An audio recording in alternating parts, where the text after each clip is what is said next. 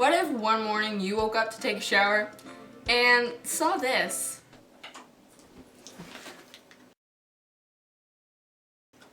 I don't have to take a bath in that, right? Yep.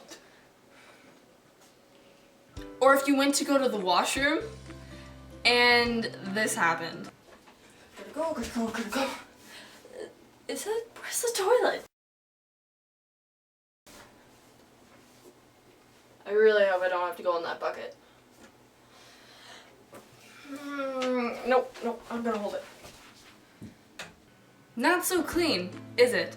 Well, this is what it was like for people in the Elizabethan era.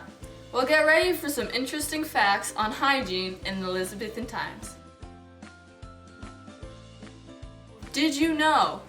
In the 15th century, they had no indoor plumbing. Yes, no showers, no toilets, no sinks. So for baths, they'd have to gather their water from lakes. Well, fun fact, those lakes were used for people, poor people, really, in the summer to go take baths in that lake. So while you're getting your bath water, hundreds of people are in the lake bathing themselves. So most likely you'd be taking what they just rinsed off themselves. Did you also know there were no shampoos, conditioners, or mousses? No, not that mousse. This mousse. So if you have curly hair like me, or really any type of hair, you would know how awful this would have been. So instead of those shampoos and conditioners, they would have to use lye soap. Now, bathing for the rich was much easier than for the poor. The rich were able to afford soaps and deodorizers, whereas for the poor, they wouldn't bathe as often because it was a lot of work to go down, get your water, come back up, and they couldn't really afford any soaps. So they would generally use a perfume, which would consist of flowers, herbs, and rub it on themselves to make them smell pleasant. Since bathing and hygiene weren't really considered to be a priority or a main concern, people really didn't care that much about it. You might think bathing twice a week is like really bad and unhygienic. Well, that would be really hygienic in the Elizabethan era. They only bathed around 3 to 4 times a year. Now their hair would be much more taken care of than their body. And you're probably thinking that is terribly disgusting. It is. Did you know?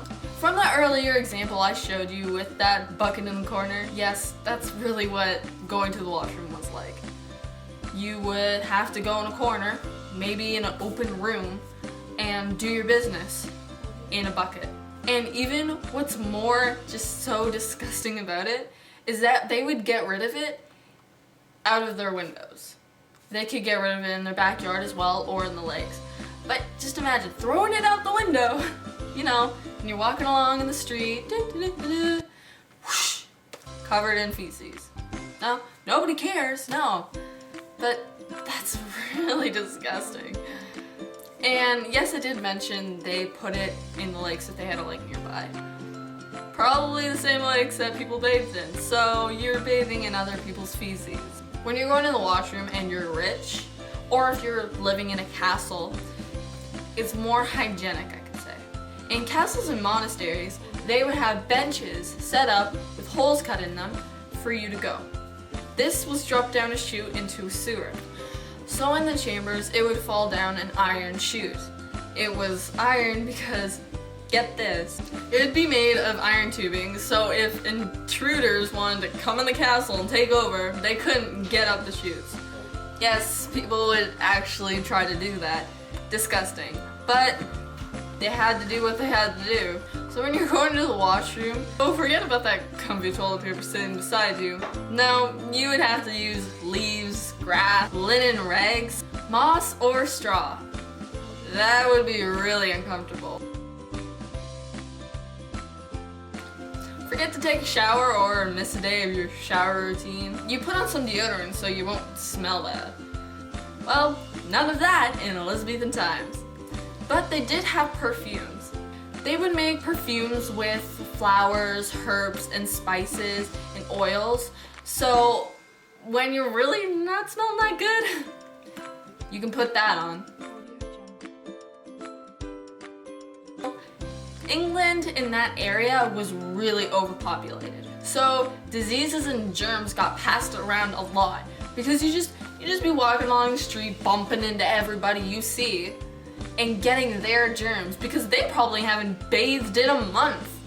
That is just some of the hygiene, the really bad hygiene that went on in the 15th century. So Elizabethan era and our time today are completely different with hygiene. Now you know more about what it was like for hygiene in the Elizabethan era.